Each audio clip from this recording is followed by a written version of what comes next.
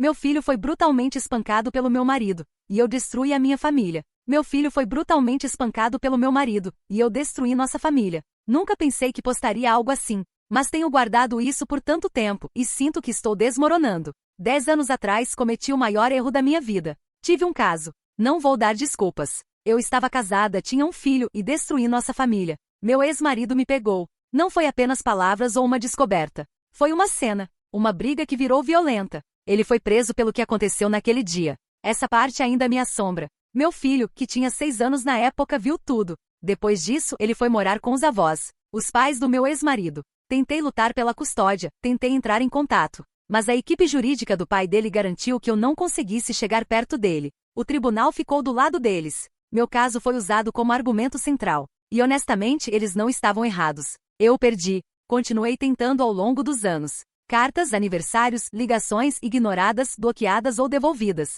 Os avós também não queriam nada comigo. Acho que não posso culpá-los. Mas eles se foram agora. A saúde deles estava declinando há um tempo. E algumas semanas atrás recebi uma ligação dizendo que meu filho, agora com 16 anos, não tinha mais ninguém. Ele está morando comigo agora sob o meu teto, pela primeira vez em uma década. Eu estava nervosa, assustada, animada. Limpei o quarto dele. Comprei coisas que ele gostava. Pelo menos o que eu achava que ele gostava de anos atrás. Até preparei um pequeno jantar de boas-vindas. Apenas nós, sua meia-irmã, ela tem 15 anos, e seu meio-irmão mais novo, de 4 anos. Não esperava abraços e sorrisos, mas pensei que talvez, uma palavra, um olhar. Ele entrou, olhou para tudo, olhou para mim, depois passou por nós e se trancou no quarto. Não disse uma única palavra. Já faz uma semana, e tem sido como viver com um fantasma. Ele sai para comer quando não há ninguém por perto. Encontra os pratos na pia. Ele não olha para mim, não fala com sua meia-irmã, mal reconhece o pequeno. É como se eu não existisse para ele. Meu marido, sim, o mesmo homem com quem tive o caso, está tentando ser prestativo. Ele sempre foi calmo, ponderado. Ele fica me dizendo, dê tempo. Ele é uma criança. Ele está sofrendo. Ele até está sugerindo terapia, aconselhamento familiar, qualquer coisa que possa ajudar. Quero acreditar que ele está certo. Quero acreditar que o tempo pode consertar isso. Mas como você conserta algo que despedaçou? As pessoas dizem que o amor de mãe é incondicional. Mas o que acontece quando seu filho não quer nada com isso? Não sei o que fazer. Não sei se deveria estar fazendo alguma coisa. Devo bater na porta dele? Devo recuar? Devo esperar? Devo tentar novamente? Tudo que sei é que recuperei meu filho, mas ele não está realmente aqui. Se alguém passou por algo assim, ou tem algum conselho, estou ouvindo. Atualização 1. Estou tentando, mas ele ainda não olha para mim, e talvez eu mereça isso. Já faz semanas desde que meu filho veio morar conosco. Ele não disse uma única palavra para mim. Nem uma pergunta, nem um cumprimento, nem mesmo um insulto. Ele acorda, come quando não há ninguém por perto, desaparece no quarto e fecha a porta. Eu ouço à noite, caminhando silenciosamente pela casa, evitando todos. Ele mantém os olhos baixos se estiver no mesmo espaço que eu. Eu peguei olhando para sua meia-irmã 1 ou 2 vezes, mas ele desvia o olhar no segundo que percebe que ela notou. Ele também não disse uma palavra para seu meio-irmão mais novo. O silêncio é tão completo que parece deliberado, não apenas evitação, parece punição. E não posso dizer que não mereço. Fiquei em silêncio por muito tempo, principalmente porque ninguém nunca quis ouvir meu lado, e entendo por quê. É feio, não há como suavizar. Eu estava casada. Meu marido trabalhava como mecânico pesado, ficava fora por longos períodos, trabalhando longas horas para nos sustentar. Enquanto isso, eu estava traindo ele com alguém com quem trabalhava meu marido atual. Ele também era casado. Sua esposa estava morrendo de câncer. Ela estava fazendo quimioterapia quando começou. Eu sabia disso, e ainda assim escolhi ficar com ele. Quando ela descobriu, pessoas próximas a ela disseram que ela desistiu, que parou de lutar, que se entregou. Talvez seja um exagero. Talvez não. Ainda penso nisso mais do que gostaria de admitir.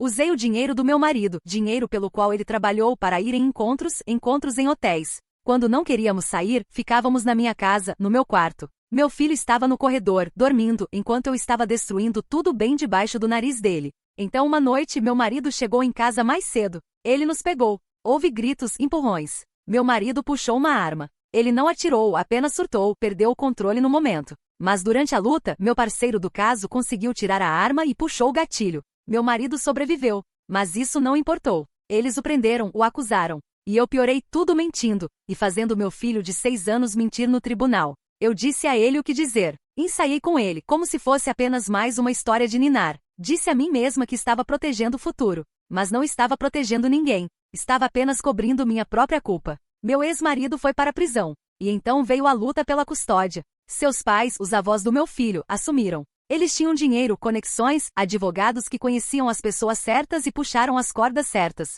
Eles usaram tudo contra mim, o caso, as mentiras, o fato de que o homem com quem eu traí também era casado com uma mulher morrendo. Eles garantiram que o tribunal me visse como instável, inadequada, insegura. E eles venceram. De novo. E de novo. E de novo. Eu os levei ao tribunal várias vezes. Tentei conseguir visitação. Até mesmo supervisionada. Eles bloquearam todas as tentativas. Eles garantiram que não houvesse espaço para compromisso. Eventualmente eles se mudaram. Longe o suficiente para que eu não pudesse rastreá-los. Não consegui nem um endereço de encaminhamento. E assim meu filho se foi. Nunca mais o vi. 10 anos. Sem atualizações. Sem telefonemas. Sem fotos. Não pude vê-lo crescer. Não pude estar lá para nada. Ele foi completamente apagado da minha vida. E eu sabia exatamente por quê. Agora as pessoas que o criaram se foram. E a única opção restante era eu. Ele tem 16 anos agora. Mais alto. Mais velho. Mais quieto. Há dor nos olhos dele, mas também algo pior,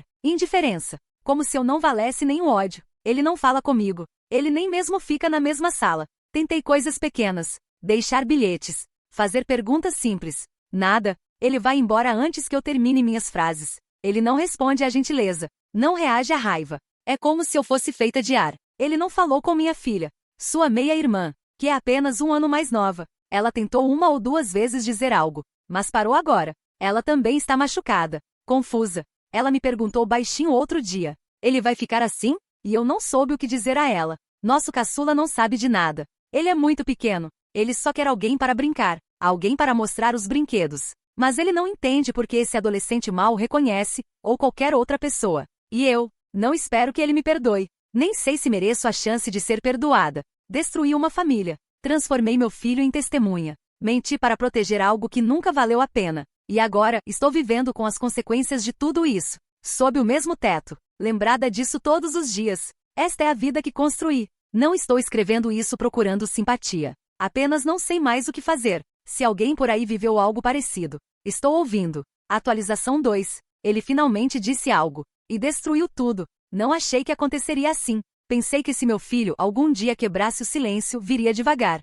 Talvez algumas palavras no início. Um pequeno momento de progresso. Mas em vez disso, explodiu. Começou no início desta semana. Ele estava saindo. Não disse para onde. Não olhou para ninguém. Eu estava no corredor com o caçula, que tinha acabado de correr até ele segurando um dos brinquedos, todo animado, só querendo mostrar algo para o irmão mais velho. E ele passou direto por ele como se não existisse. Nem um olhar, nem hesitação, nada. Nosso caçula apenas ficou parado, congelado por um segundo. E então começou a chorar. Não apenas um choro baixo, mas um choro de mágoa profunda que me atingiu mais forte do que esperava. Eu o peguei no colo, tentei acalmá-lo, e apenas senti algo dentro de mim quebrar. Eu tinha estado mordendo a língua por semanas, mas naquele momento não consegui mais. Segui meu filho até a porta e disse que precisávamos conversar. Não gritei, não acusei. Apenas perguntei, por quê?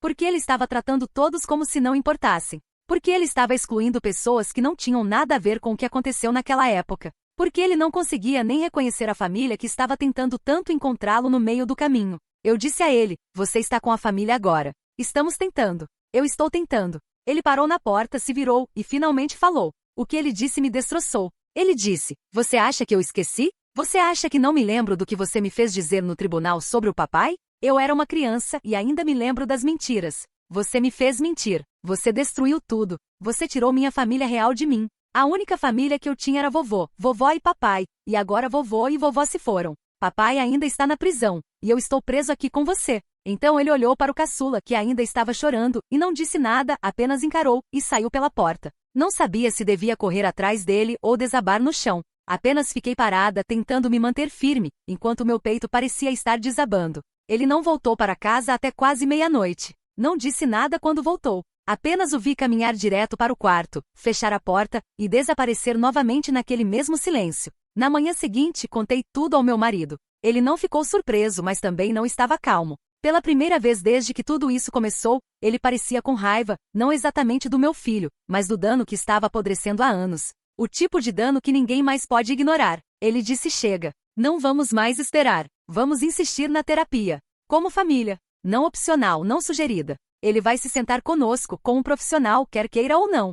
Porque isso não pode continuar, ele não pode continuar fingindo que somos o inimigo, e não podemos continuar pisando em ovos na nossa própria casa. Sei que vai ser feio, sei que vai ser difícil, mas se há a menor chance de salvar o que resta desta família, temos que tentar, mesmo que ele nos odeie por isso. Atualização 3. Ficou sombrio. Muito sombrio. Nem sei como escrever isso sem tremer. Pensei que as coisas tinham chegado ao fundo do poço, mas estava errada. Muito, muito errada. O dia começou tenso, o ar espesso com frustração não dita. Meu filho tinha estado quieto a maior parte da tarde, mas o silêncio não era pacífico. Era o tipo que parecia uma tempestade pronta para explodir. Eu podia ver nos olhos dele o olhar frio e distante que ele sempre usava quando se sentia encurralado. Tínhamos acabado de mencionar terapia novamente. Meu marido e eu esperávamos que desta vez ele pudesse ouvir, pudesse se abrandar, mas ele recusou, categoricamente, sem discussão, sem disposição para nem considerar. Meu marido, claramente no fim da paciência, finalmente falou com uma firmeza que me surpreendeu.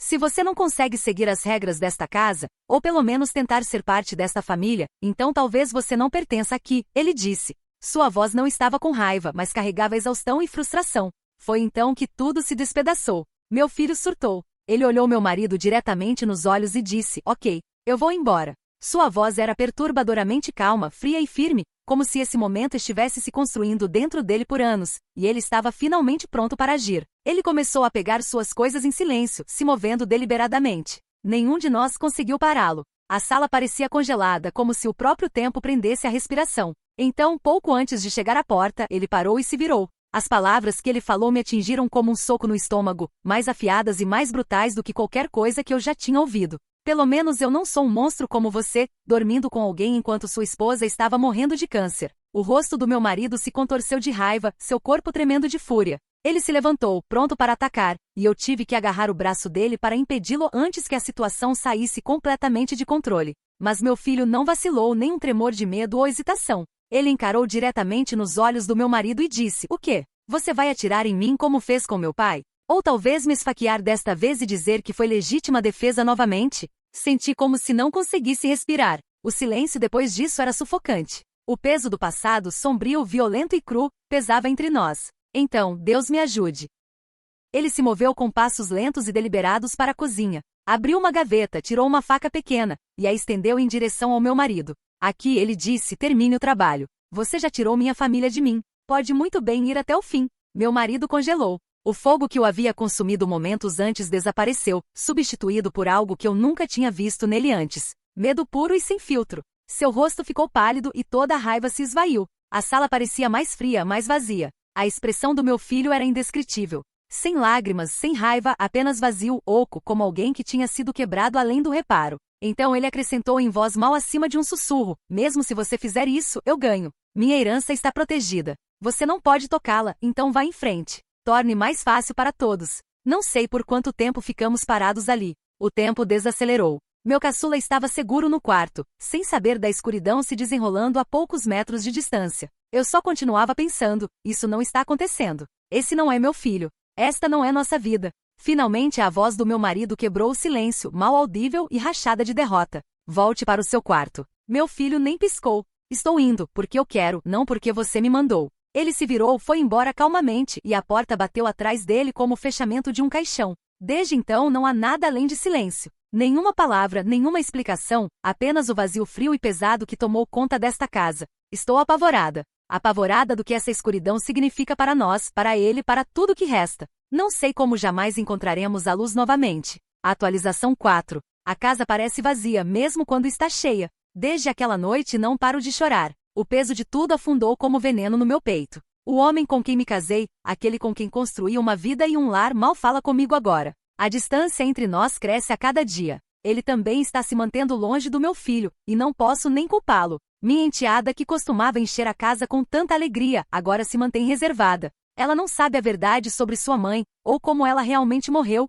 e vivo com medo do dia em que descobrir. Esta casa, antes tão cheia de vida, agora parece oca, como um cemitério de todos os meus erros. Ontem à noite, encontrei meu filho comendo sozinho na cozinha. Era tarde. Todos os outros estavam dormindo. Ele nem olhou para cima. Vi algumas fotos espalhadas ao lado do prato. Seus avós e seu pai. Ele estava comendo quieto, perdido no próprio mundo. Fiquei parada por um momento e então me afastei mal me mantendo inteira. Não senti medo ou raiva dele. Apenas vazio. Como se ele já tivesse partido, mesmo estando ainda sob este teto. E essa percepção me quebrou de novo. Esta manhã, Tentei falar com ele, me desculpar por tudo que fiz, dizer que estava arrependida por arruinar a vida dele. Mas no segundo que abri a boca, vi aquele olhar familiar tomar conta dele, frio, desligado. Se você estivesse realmente arrependida, ele disse, você não estaria aqui. Você não estaria dormindo com algum cara na casa pela qual meu pai trabalhou a vida inteira para sustentar. Ele não gritou. Ele não levantou a voz. Mas cada palavra era como uma adaga.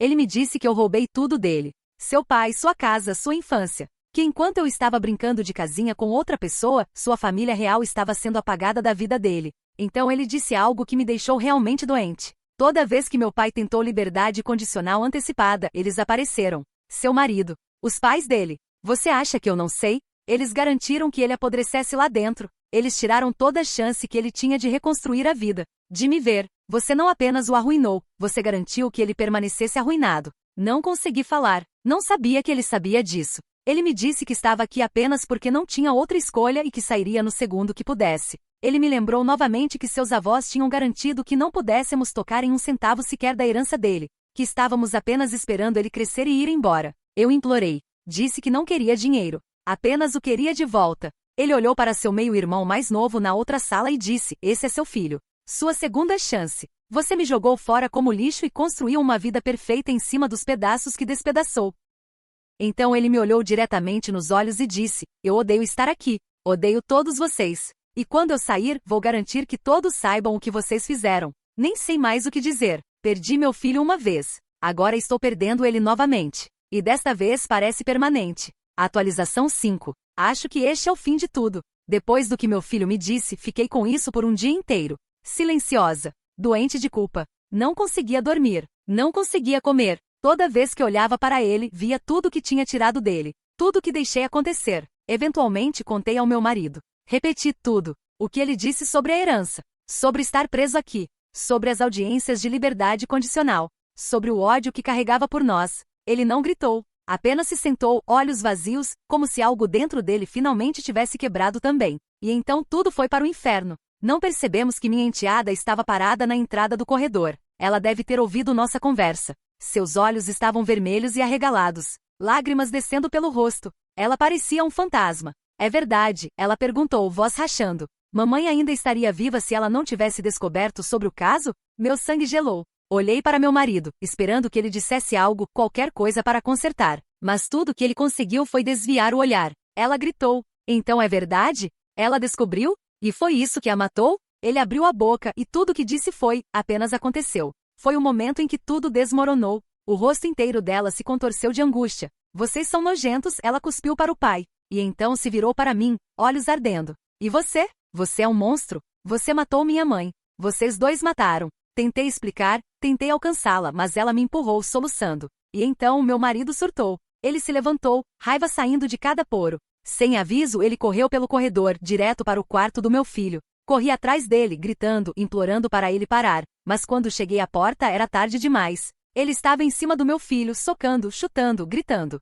Você acha que é melhor que eu? Você acha que pode destruir esta família? Seu ingrato desgraçado. Meu filho nem reagiu. Ele apenas ficou sentado, caído no chão, protegendo a cabeça com os braços. Foi a coisa mais horrível que já vi. Ele não resistiu. Ele não gritou. Ele não chorou. Ele apenas aguentou. Como se esperasse isso? Tentei tirar meu marido de cima dele, mas ele me empurrou forte contra a parede. O rosto do meu filho estava coberto de sangue. Um dos braços estava dobrado em ângulo grotesco. Os pés estavam torcidos embaixo dele. Continuei gritando, continuei implorando para ele parar. E então tudo ficou parado. Meu filho ficou mole. Foi quando a sirene começou. Alguém deve ter chamado a polícia. Em minutos, policiais arrombaram a porta. Eles derrubaram meu marido no chão, soluçando, encarando o que ele tinha feito. Paramédicos entraram correndo. Eu os vi lutando para conseguir pulso. Eles ficavam gritando palavras que não entendi, se movendo rápido urgentemente, mas tudo o que conseguia ver era o sangue. Meu filho mal estava respirando. Seu corpo estava despedaçado. Eles o levaram correndo numa maca e me disseram que ele estava em estado crítico, hemorragia interna severa, provável trauma cerebral, costelas quebradas, membros quebrados. Não conseguia me mover. E então, como se as coisas não pudessem piorar, minha irmã apareceu. Ela tinha ouvido tudo da minha enteada, que tinha corrido para a casa dela em histeria. Ela veio entrando na casa como uma força da natureza furiosa, gritando comigo no momento que passou pela porta. Que diabos você fez? Que diabos você deixou acontecer? Nem consegui responder. Estava no chão, coberta de sangue, o sangue dele tremendo. Você deveria ter protegido ele, ela gritou. Esse era seu trabalho. Ele confiou em você. Então ela se virou para meu marido, que ainda estava sendo contido, o rosto pálido e chocado. Você é um maldito monstro, ela disse. Você deveria apodrecer por isso. Ela contou tudo o que sabia para a polícia sobre o passado, sobre as mentiras. Ela disse para nunca deixarem meu filho perto de nenhum de nós novamente. E honestamente concordei com ela. Mereço tudo o que vem a seguir. Meu filho está numa cama de hospital, lutando pela vida. Meu marido está enfrentando acusações. Minha enteada se foi, e agora ela sabe a verdade. Que fomos a razão da morte da mãe dela. Minha irmã não quer nada comigo. E destruí tudo. Esta casa não é mais um lar. É um cemitério de mentiras, dor e traição. Não sei se meu filho vai sobreviver. E não sei se quero sobreviver a isso também. Atualização 6. Tudo está desmoronando, e eu mereço. Depois que a ambulância levou meu filho, e a polícia arrastou meu marido para a custódia, tudo se moveu tão rápido que mal conseguia respirar. Quase perdi a custódia do meu filho mais novo. Os serviços de proteção à criança se envolveram imediatamente. Eles me questionaram por horas. Tiraram fotos do sangue, dos móveis quebrados, do trauma gravado nas paredes desta casa. Eles viram um lar em caos. Eles me permitiram manter a custódia do meu caçula por enquanto. Ele nunca foi machucado, mas eles não estavam convencidos de que este era mais um ambiente seguro. Eles deixaram muito claro, um movimento errado e ele se vai. Minha enteada? Ela se recusou a voltar. Ela está ficando com o primo do meu marido do outro lado da cidade. Ela nem fala comigo. Não responde minhas mensagens. Não a culpo. Ela descobriu a verdade mais feia imaginável sobre nós dois, e então viu o homem que uma vez chamou de pai tentar espancar seu meio-irmão até a morte. Meu marido ainda está sob custódia.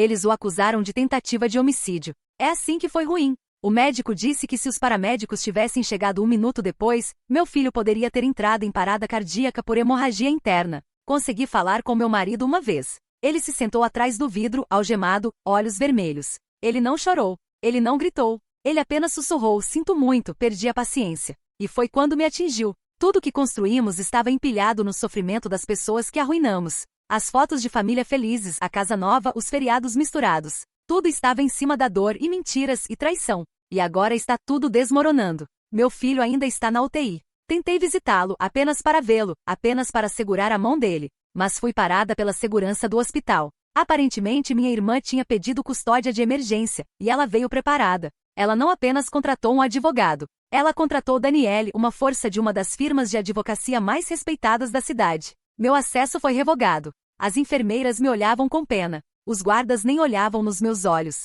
E então recebi uma ligação. Um número que não via há anos. Meu ex-marido. O homem que uma vez amei. O homem que traí. O homem que ajudei a colocar atrás das grades. Sua voz estava fria, quieta. Mortal. Eu juro por Deus, ele disse, se meu filho morrer por causa do que você deixou acontecer, vou garantir que você e aquele bastardo com quem se casou sofram todos os dias pelo resto de suas vidas miseráveis. Então ele desligou. Nunca senti esse tipo de medo antes. Nem quando meu filho puxou a faca da gaveta. Nem quando vi seu corpo quebrado no chão. Isso era diferente. Isso era final. Não sei o que vem a seguir, mas sei disso. Perdi tudo. E se meu filho não conseguir, então mereço tudo que está vindo para mim. Atualização 7. Tudo se foi. O que resta sou apenas eu. Já faz meses. E mal consigo funcionar. Todo dia parece que estou presa debaixo d'água, vendo minha vida apodrecer por dentro enquanto fico paralisada, incapaz de parar qualquer coisa. Minha enteada veio uma vez. Não para conversar. Não para ver como eu estava. Apenas para fazer as malas. Ela não disse uma única palavra. Nem mesmo um olhar. Ela passou por mim como se eu não existisse. Como se tudo que passamos juntas não significasse absolutamente nada. E talvez para ela não signifique mais. Quanto ao meu marido, ele ainda está na prisão. Ou o que resta dele está. Ele foi espancado por outros presos semanas atrás, gravemente. Eles tiveram que transferi-lo para a custódia protetiva. Isolamento completo. Ele nem faz mais parte da população geral. Apenas um fantasma numa caixa de concreto. Sua vida? Completamente acabada. Seu trabalho apagou todos os vestígios dele. Seu nome, credenciais raspados. E a mídia? Eles não perderam tempo. Assim que a história vazou, as pessoas começaram a investigar. Eles encontraram tudo. O caso, o passado, os bloqueios de liberdade condicional, os documentos lacrados, os pais dele, eu. O mundo se virou contra nós como lobos. E talvez mereçamos. Os pais do meu marido também estão sendo perseguidos. Manifestantes apareceram na frente da casa deles. Pessoas os chamando de monstros por ajudar a bloquear a liberdade condicional antecipada do meu ex-marido repetidamente. Eles tinham influência, dinheiro, eles puxaram cordas. E agora todos estão falando. Há até manchetes insinuando que meu filho foi espancado por sua herança. Não foi isso que aconteceu. Mas ninguém quer a história completa mais. Eles querem alguém para culpar. E eles têm uma lista de nomes. Toda pessoa que soube do caso, que ficou quieta, que olhou para o outro lado. Todos estamos sendo arrastados pela lama agora e nem consigo me defender. Porque a verdade é, não sei se merecemos defesa. Meu filho ainda está no hospital. Ele está estável, mas ainda crítico. Ainda quebrado, ainda lutando. E mal recebo atualizações mais. Minha irmã controla tudo agora. Ela não fala comigo a menos que seja através do advogado dela. E há conversas de que ela pode me processar. Por contas médicas. Pela casa. Por danos. E ela pode ganhar. Porque aqui está a parte que mais me assombra. Esta casa? A que construímos nossa nova vida. Nunca foi realmente minha. Costumava pertencer ao meu ex-marido. E eu a peguei no divórcio. A confusão legal está crescendo todo dia. Os bens do meu marido estão congelados. Taxas legais estão se acumulando. Sua defesa está desmoronando. E eu fico aqui sozinha, me afogando em silêncio. Pessoas na cidade me olham com pena e nojo. Alguns sussurram, alguns encaram, alguns me evitam como uma praga. Mas nada disso importa. Porque toda noite vou dormir sabendo uma coisa. Destruí a vida de um menino. E agora o mundo sabe disso também. Atualização 8. As rachaduras estão aparecendo. E a verdade está se forçando para fora. Depois da revolta pública em torno do que aconteceu com meu filho, tudo está começando a desmoronar. Não apenas para mim, mas para todos que ajudaram a enterrar a verdade. O caso do meu ex-marido foi oficialmente reaberto. Por anos, vivi com a culpa do que sabia, do que permiti. Mas agora o público está exigindo respostas. E os investigadores estão investigando o caso original. Eles descobriram inconsistências sérias, começando do departamento de polícia até o escritório do promotor. Tudo que pensamos que tínhamos conseguido se safar está sendo puxado para a luz. A família do meu marido está em pânico. Eles têm puxado cordas nos bastidores. Ameaças, pressão, ligações para velhos amigos em lugares poderosos. Mas desta vez não está funcionando. Por causa do que fizeram com meu filho. Por causa de quão brutal foi. Por causa de que o público viu seu corpo quebrado e o inferno pelo qual ele passou. Eles estão observando tudo. E as pessoas não estão mais ficando em silêncio. Um advogado chamado Steve interveio para ajudar meu filho. Mas ele também está indo atrás do caso antigo. Ele está juntando as peças. As mentiras. A manipulação. As pessoas que sabiam e ficaram quietas. Incluindo eu. A família do meu marido tentou impedir o tribunal de permitir que meu ex visse seu filho. Eles entraram com moções de emergência, contrataram uma empresa de crise e pediram favores. Mas falharam. Porque o juiz concedeu uma licença ao meu ex-marido para visitar seu filho no hospital. Não me foi permitido estar lá. Mas ouvi o que aconteceu. Quando ele viu nosso filho conectado a máquinas, enfaixado e mal consciente, ele quebrou. Ele caiu de joelhos e chorou abertamente. Até os guardas teriam desviado o olhar, incapazes de lidar com a emoção na sala. Ele chorou por todo o tempo que foi roubado, pelos anos que perdeu, pelo filho que teve que sofrer enquanto ele estava trancado por algo que não fez. E eu deixei acontecer. Escolhi a mentira. Escolhi a vida que era mais fácil. Deixei-me acreditar que era justificado. Agora está tudo desmoronando. Até o advogado principal contratado pela família do meu marido revisou tudo. E quando terminou, disse a eles sem rodeios, isso está ruim. E ela vai ser puxada para isso. Ele quis dizer eu. Sei o que está vindo. A vida que construí, a ilusão que lutei para proteger, foi construída em cima das pessoas que destruímos. E talvez agora eu tenha que enfrentar isso. Talvez essa seja a justiça. Talvez isso seja como a verdade se sente quando finalmente rasga através das mentiras. Atualização 9. Eles tentaram silenciar a verdade. Agora eles são os que estão enfrentando acusações. Pensei que as coisas não pudessem espiralar mais. Mas então meus sogros fizeram um movimento que selou o destino deles. Eles não estão apenas sendo investigados mais. Eles estão enfrentando acusações criminais. Eles tentaram intimidar as pessoas ajudando meu filho e ex-marido, Steve e Daniele, os advogados que intervieram quando ninguém mais faria. Mas saiu completamente pela culatra. Eles contrataram capangas, músculos contratados de verdade para enviar uma mensagem. Pelo que eu vi, tudo aconteceu num restaurante movimentado e conhecido na cidade. Daniele e Steve estavam almoçando, discutindo o caso, algo que tem feito frequentemente ultimamente. E foi quando aconteceu. 3 homens entraram, altos, perturbadores, fazendo uma cena. Um deles agarrou Daniele pelo pulso. E Steve não hesitou. Ele se levantou imediatamente para defendê-la. Ele acabou levando um soco forte no rosto. Antes que algo pior pudesse acontecer, alguns outros clientes, pessoas corajosas, intervieram e contiveram os atacantes até a segurança e polícia chegarem. A coisa toda foi filmada múltiplos ângulos. Os capangas foram presos na hora. E quando perceberam quão sérias as acusações iam ser, eles entregaram quase imediatamente. Eles entregaram provas, nomes, mensagens, trilhas de pagamento.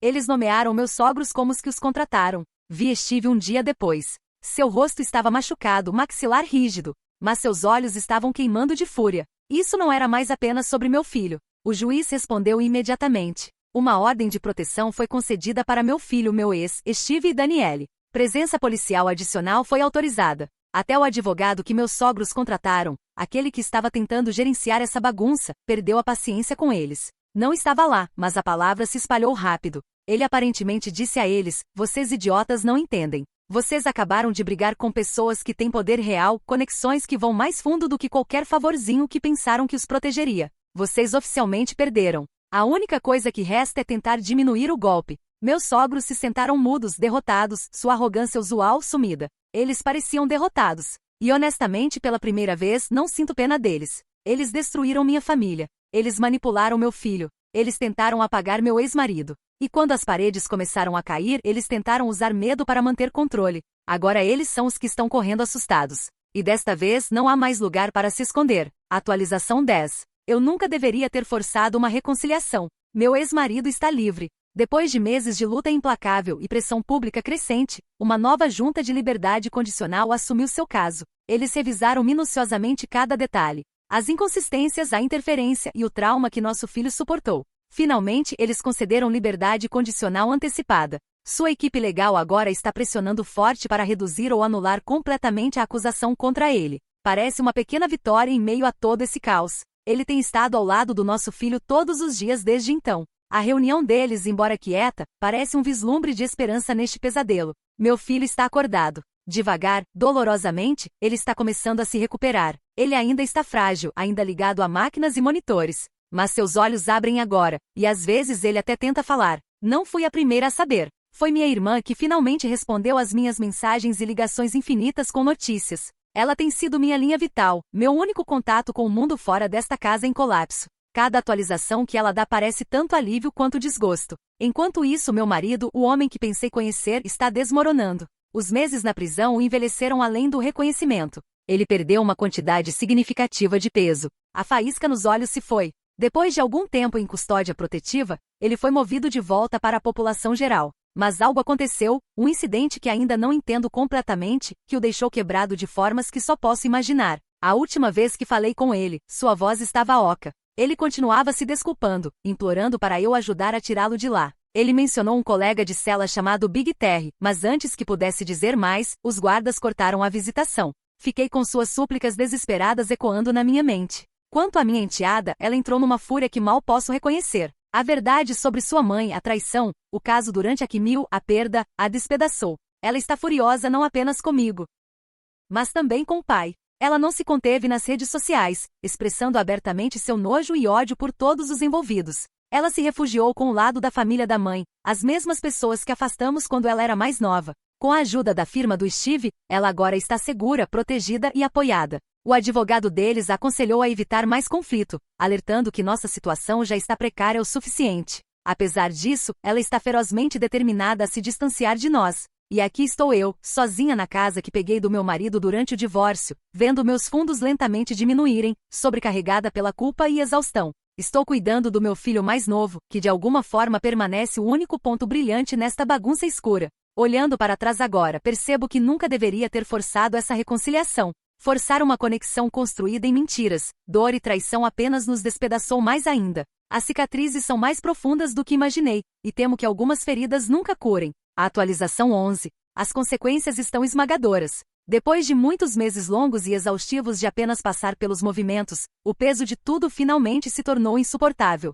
Fui forçada a tomar a decisão mais difícil ainda. Tive que vender a casa em que morei por anos, o lugar que esperava que fosse um novo começo, um santuário para minha família. Mas a realidade era dura. Meus fundos tinham se esgotado completamente. As batalhas legais, contas médicas e dívidas crescentes drenaram cada último centavo. Os poucos amigos em quem antes me apoiava se afastaram. Talvez fosse desconforto. Talvez apenas não quisessem se envolver, mas a solidão tem sido sufocante. Até o que restava da minha família se distanciou, sem dúvida relutante em ser pego no meio desta tempestade. Fiquei isolada, lutando para cuidar do meu filho mais novo sozinha, equilibrando as responsabilidades pesadas com pouco apoio. O julgamento contra meu marido tem sido brutal, emocional e fisicamente. Tem se arrastado muito mais do que esperava, um processo torturante que parece corroer cada último pedaço de esperança. Nosso advogado fez o melhor para atrasar os procedimentos, para encontrar cada brecha legal para nos dar espaço para respirar, mas era inevitável. A verdade tinha que sair. Enquanto isso, meus sogros, uma vez intocáveis por causa de sua influência e conexões, finalmente foram acusados também. As consequências do caso do meu ex-marido se espalharam como fogo. Várias pessoas conectadas às vidas deles, colegas, parceiros de negócios, até alguns que ajudaram a manipular o sistema legal, perderam empregos ou enfrentaram investigações. Ninguém é imune mais. Steve e Danielle têm sido implacáveis por toda parte. Seu comprometimento tem sido nada menos que extraordinário. Apesar de tudo, eles dispensaram suas taxas. Eles até arranjaram segurança pessoal para proteger tanto meu filho quanto meu ex-marido. As ameaças e tentativas de intimidação que enfrentaram deixaram claro quão perigoso isso se tornou. A presença deles tem sido um escudo em meio ao caos. Quando fui chamada para depor, senti o peso de cada olho no tribunal. Mas nada que disse se sustentou. Cada explicação, cada súplica foi analisada, desmontada peça por peça. A humilhação era insuportável. Tentei expressar que apenas queria reparar meu relacionamento com meu filho, que nunca pretendi que as coisas escalassem a este ponto. Mas Danielle foi implacável em seu contra-interrogatório. Ela deixou claro que minhas ações, minha arrogância e minha recusa em respeitar os limites do meu filho quase custaram a vida dele, que minha negação, junto com a violência do meu marido, foi o catalisador para tudo isso. Meu marido mal falou durante o julgamento. Ele parecia quebrado, uma sombra do homem que uma vez foi. Nosso advogado pediu que ele fosse transferido da população geral da prisão mais uma vez. Havia rumores circulando de que ele estava sendo maltratado, tratado como uma mulher na prisão, uma alegação que foi rapidamente dispensada por falta de evidência. Ainda assim, o juiz concedeu a transferência presumivelmente por sua própria segurança. Quanto aos meus sogros, apesar de seus crimes, sua idade avançada e saúde em declínio lhes renderam sentenças suspensas. É uma pequena misericórdia para alguns, mas me deixou amarga e desiludida. A justiça parecia desigual, e é difícil aceitar que aqueles que ajudaram a orquestrar tanta dor saíram relativamente lesos. Todo o calvário despedaçou toda a ilusão que eu tinha sobre família, lealdade e justiça. O que pensei que era uma chance de reconstruir se transformou num pesadelo do qual estou lutando para acordar. Atualização final. Mais de um ano depois, nada é igual. Já faz mais de um ano desde que tudo começou a se desenrolar, e minha vida está completamente despedaçada. O julgamento finalmente chegou ao fim. O advogado deles lutou com unhas e dentes para impedir meu filho de testemunhar, mas o juiz viu através disso e permitiu que ele subisse ao banco das testemunhas. Vê-lo caminhar até lá, frágil mas resoluto, quebrou algo dentro de mim. Por quase 30 minutos, ele contou seu lado da história com uma força que não sabia que tinha. Ele explicou como, quando criança, foi manipulado e forçado a mentir por medo, um fardo que nenhuma criança deveria carregar. Ele falou com gratidão de seus avós, que foram seus verdadeiros protetores, sua única família por tantos anos. Eles lutaram com unhas e dentes para mantê-lo seguro e protegê-lo de tudo o que estava acontecendo ao nosso redor. Ele compartilhou como manteve comunicação constante com seu pai enquanto ele estava encarcerado, quanto sentia falta dele todos os dias, e quão profundamente me ressentia por destruir a vida do pai. Meu filho disse ao tribunal como foi forçado a se mudar comigo apenas depois que seus avós morreram, uma mudança que o deixou se sentindo desenraizado e traído. No tribunal, ele segurou fotos que guardou, fotos dele com o pai e avós, tempos mais felizes que pareciam uma vida inteira atrás. Essas imagens disseram mais do que palavras jamais poderiam. Elas mostraram uma família que uma vez existiu, uma infância que foi roubada. Seu testemunho foi honesto e cru. Ele descreveu como apenas queria sair, escapar da dor e do ambiente sufocante. Mas antes que pudesse fazer qualquer coisa, foi violentamente atacado. O momento que quase tirou sua vida e despedaçou tudo. Foi esse testemunho que finalmente inclinou a balança. Todos puderam ver que o caso estava perdido. Tanto meu marido quanto meu ex-marido estavam presentes no tribunal naquele dia. A visão dos dois homens, tão quebrados e vazios em suas próprias maneiras, parecia o lembrete mais cruel de tudo que perdemos. O juiz entregou uma sentença de 13 anos de prisão. As acusações foram reduzidas para agressão agravada, parcialmente devido aos esforços implacáveis de seus advogados, mas a sentença ainda foi dura e justiça. Finalmente, quando os avós do meu filho morreram, minha irmã tentou pegar a custódia dele. Ela estava furiosa quando descobriu que ele estava sendo forçado a se mudar comigo, acreditando que não era do melhor interesse dele. Ela lutou forte, mas depois de uma batalha legal, ela falhou, e permaneci como tutora legal dele apesar dos desafios. Meu filho agora está em fisioterapia intensiva. O caminho para a recuperação é longo e doloroso, mas ele está lutando com tudo que tem. Ele está cercado por uma rede crescente de apoio, amigos, terapeutas e defensores que querem vê-lo curar e prosperar. Tenho checado suas redes sociais ocasionalmente. Está claro que ele está cercado de pessoas que o amam e apoiam. Até Steve e Danielle têm estado lá, celebrando seu progresso e recuperação. É uma pequena luz nesta jornada escura. Quanto a mim, fui forçada a recomeçar completamente. Me mudei para um apartamento pequeno e apertado de um quarto, trabalhando longas horas num posto de gasolina apenas para sobreviver e cobrir as despesas básicas. É muito diferente da vida que uma vez imaginei para nós. Um lembrete doloroso de tudo que foi perdido. Também descobri recentemente que minha enteada mudou legalmente seu sobrenome para o sobrenome da mãe biológica. É uma decisão que entendo, dado tudo o que aconteceu, mas é mais um lembrete da família que destruí. Todo dia meu filho me pergunta por que tivemos que deixar nossa casa, por que tudo mudou tão drasticamente. Não tenho respostas que possam curar sua dor, apenas promessas vazias de que estou tentando melhorar as coisas. Olhando para trás agora, vejo o alcance completo do que foi destruído. O que eu destruí? Não há perdão ainda. Nenhuma paz. Apenas uma longa e difícil estrada pela frente. Não tenho respostas que possam curar sua dor, apenas promessas vazias de que estou tentando melhorar as coisas. Olhando para trás agora, vejo o alcance completo do que foi destruído. O que eu destruí? Não há perdão ainda. Nenhuma paz. Apenas uma longa e difícil estrada pela frente.